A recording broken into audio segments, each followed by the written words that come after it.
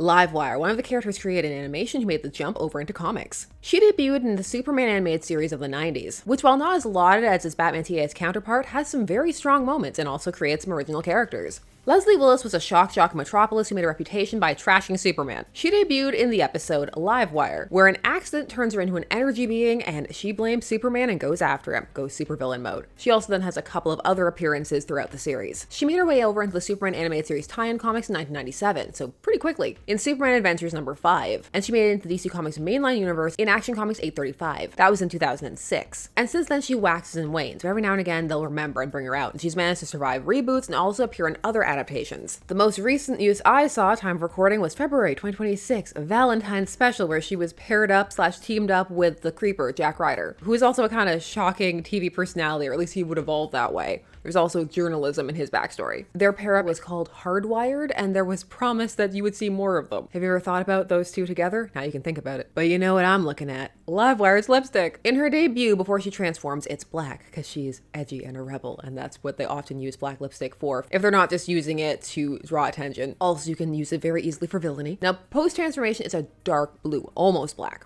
And you also see it that way in some comic depictions, so I thought it'd be fun to try and get there. Let's go. Shades of blue activate. Just for comparison's sake, we're going to start off by showing a pure blue, just full on kind of a cobalt blue. And then here is pure black, a jet black. So you can see the difference as we begin the process.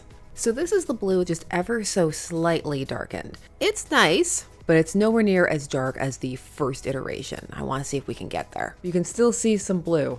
Let's see if we can get a bit darker and maintain it. Emerge from darkness, blacker still. Let's try. So this is taking it up another level as we get into even darker territory. You can still see that blue, but it's starting to be something that you catch more on the light. It's subtle, it's shades. I wanted to see if I could push it a little further, so I made it even darker. I think this is as far as it can go before it returns to being black, and I think it looks really cool. This is it with there's barely any blue there. You really gotta squint, zoom in, enhance, that kind of thing. So which shade do you think was dark enough? I love those almost black shades. They can be kind of hard to find. Sometimes you have to mix them yourself, which is what I did. The hunt for dark green is real. Are you a fan of Livewire? I feel she translates quite well into modern stories just based on the kind of origin starting point she has. But what about you? Share your Livewire thoughts down below.